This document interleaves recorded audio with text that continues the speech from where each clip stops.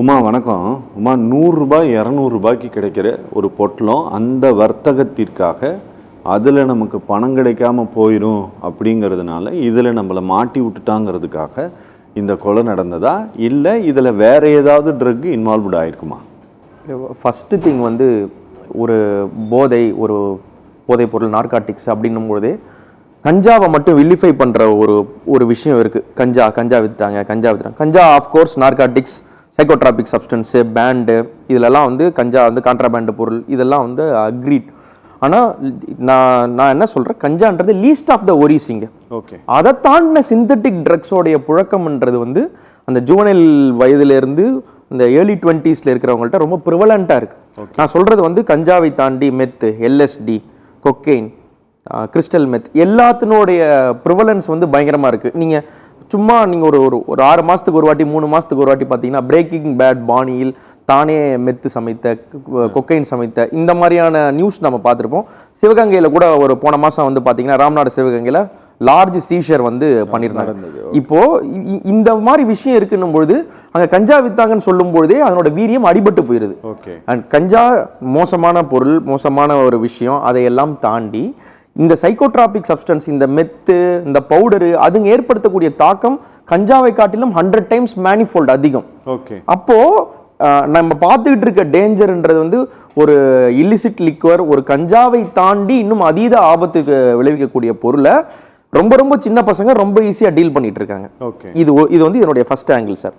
ரெண்டாவது, அதிகமாக செய்தியில் வராத ஒரு விஷயம், பெருசாக டிஸ்கஸ் ஆகாத ஒரு விஷயம், கடந்த முந்தா நேத்து வந்து என்ஐஏ வந்து பயங்கரமான ஒரு சோதனை வந்து பண்ணியிருக்காங்க. என்ஐஏ யூஸ்வலாக என்ன சோதனை பண்ணுவாங்க, பாம் த்ரெட்ஸ் இருக்குது, டெரரிஸ்ட் த்ரெட் இருக்குது, இன்ட்ரூடர் உள்ளே வந்திருக்காங்க, ஃபாரின் பர்சன் வந்து விசா இல்லாமல் இருக்காங்க, அவன் வந்து ஆன்டி நேஷனலான ஆட்கள் இருக்காங்களா, இந்த மாதிரியான விஷயங்களை வந்து கவனம் செலுத்திக்கிட்டு இருந்த NIA first time in many years என்ன பண்ணுறாங்கன்னா, ஒரு ட்ரக் ரிலேட்டட் இஷ்யூக்காக பெரிய தேடுதல் நடத்திருக்காங்க. எங்கே நடத்திருக்காங்கன்னா 2 ஸ்டேட்டில் தான் நடத்திருக்காங்க. ஒன்று மணிப்பூர், இன்னொன்று தமிழ்நாடு. இதுல தமிழ்நாட்டில் 8 இடத்துல சோதனை பண்ணியிருக்காங்க. 13 இடத்துல மொத்தம் சோதனை. தமிழ்நாட்டில் 8 இடத்துல சோதனை நடந்திருக்கு. இதர இடத்துல வந்து இதர ஸ்டேட்ல வந்து வெறும் 5 இடத்துல தான் சோதனை. அந்த தமிழ்நாட்டில் சோதனை நடத்துது என்ஐஏ, அது ஒரு ட்ரக் கேஸை இன்வெஸ்டிகேட் பண்றாங்க. எதற்காக அங்கே சோதனை நடத்துனதுன்றது ஒரு பெரிய விவாத பொருளாக இருக்கணும், விஷயம் பெருசாக போயிருக்கணும். ஆனால் அது பேசப்படலை. சரி, இதனோட ரூட்ஸ் எங்கேருந்து ஆரம்பிக்குதுன்னு பார்த்தீங்கன்னா 2024 வந்து பேரன் ஐலண்ட்ஸ் அந்த அந்தமான் நிக்கோபார் கிட்டார ஒரு போட் சீஸ் பண்ணுறாங்க. அந்த போட் சீஸ் பண்ணும்போது அவங்கள்ட்ட சேட்டலைட் ஃபோன்ஸ் இருக்கு. பர்மா நேஷனல்ஸ் அவங்க ஆப்ரேட் பண்ண ஒரு ட்ரக் கார்ட்டலை கிட்டத்தட்ட சீஸ் பண்ணுறாங்க. அதிலிருந்து வார் பிடிச்சி டிசம்பர் 2025 வந்து ஒரு சார்ஜ் ஷீட் ஃபைல் பண்ணியிருக்காங்க.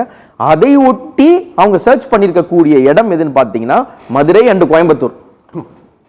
அப்போ நீங்க இவ்வளோ ஒரு ட்ரக் மெனஸ் இருக்குன்னு நாங்கள் சொல்றோம். ஒரு கஞ்சா கேஸ்ன்னு சொல்லும் போது யூஸ்வலா என்ன ஆயிடுது, பாலக்காட்டுலேருந்து தாண்டி வந்திருப்பாங்க, கேரளாலேருந்து ஈஸியாக கிடைச்சிருக்கும், அங்கேருந்து இதனுடைய அந்த மேக்னிடியூடு குறையுது இல்லையா. ஆனால் ஒரு என்ஐஏ வந்து ஒரு கோயம்புத்தூர்லையோ இல்லை ஒரு மதுரையிலையோ சோதனை நடத்தும் அளவுக்கு ட்ரக் ப்ரிவலன்ஸ் இருக்குன்றது எவ்வளோ பெரிய அபாயகரமான விஷயம். ஒன்று. இன்னொன்று, அது வெறுமனே சீஸ் பண்ணதோட வெறுமனே வந்துட்டாங்க, செக் பண்ணாங்க, சும்மா பொட்டலம் தேடுறாங்க அப்படின்றத தாண்டி 1 கோடி ரூபாய் மதிப்புள்ள இந்திய ரூபாய் சேட்டலைட் ஃபோன்ஸு $53,000 US டாலராக கைப்பற்றி இருக்கிறாங்க. அப்போ we are looking at a very larger picture. நீங்க வந்து ஒரு ஜுவனைல் கிரைம் மட்டும் இல்லாம ஒரு பெரிய கார்டல் இயங்கிட்டு இருக்கு. கோயம்புத்தூர்ல நடந்திருக்கு.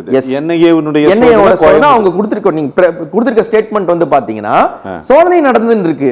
வெகு சில ஊடகங்களை தவிர்த்து பெரும்பாலான ஆட்கள் எங்க நடந்தது என்னன்னு சொல்லல ஒழிய கோயம்புத்தூர்ல நடந்திருக்கு. கோயம்புத்தூர் அண்ட் மதுரையில நடந்திருக்கு. அப்போ இதனோட விஷயம் வந்து இது ஒரு லோக்கல் பெட்டி இஷ்யூஸ்ன்றதை தாண்டி, ஸ்டேட் இஷ்யூன்றதை தாண்டி, நேஷனல் இஷ்யூன்றதை தாண்டி, ஒரு பர்மீஸ் நேஷனல் கூட ஒரு மயன்மார் ஆட்களோட, ஒரு அந்தமான்ல இருக்கக்கூடிய அல்லது ஒரு லாவோஸ் கம்போடியால இருக்கக்கூடிய ஆட்களோட கனெக்ஷன் இது இருக்குன்னும் பொழுது இது வெறும் ஒரு கோயம்புத்தூர் சம்பந்தப்பட்ட இஷ்யூ மட்டும் இல்ல. கம்மிங் பேக், இது நடந்திருக்கிறது 2 ஸ்டேட்ல தான் செக்கிங் நடந்திருக்கு. நீங்க ட்ரக் ப்ரிவலண்டா இருக்கு, மணிப்பூர்ல பயங்கரமா நடக்குது, fine, border, north eastern border இது நடக்குது, இது வந்து அண்டர்ஸ்டாண்டபிள். ஆனா அங்கிருந்து பக்கத்துல நடக்காம நேரா தமிழ்நாட்டுல அங்க நடக்கிறத விட ஒரு 8 இடத்துல ட்ரக்குக்காக மட்டுமே சோதனை என்பது இந்த ஸ்டேட் எவ்வளவு ஒரு அபாயகரமான பாயிண்ட்ல இருக்கு. ஸ்டேட் இன்டெலிஜென்ஸ் என்ன பண்ணிக்கிட்டு இருந்தாங்க, ஸ்டேட்ல இருக்கக்கூடிய தற்போதைய சட்டம் ஒழுங்கு சூழல் அல்லது ட்ரக் ப்ரிவலன்ஸ் என்ன இருக்கு, இங்க இருக்க நார்காட்டிக்ஸ் என்ன பண்ணிட்டு இருந்தாங்கன்ற கேள்வி எழுப்புது. ஓகே, இது ஒரு காலேஜ் இஷ்யூன்றதை தாண்டி காலேஜ் ஸ்டூடெண்ட் வந்து ஒரு எண்ட் யூசர், அவன் வாங்கி கன்சியூம் பண்றான், அவங்களுக்குள்ள தகராறுன்றது.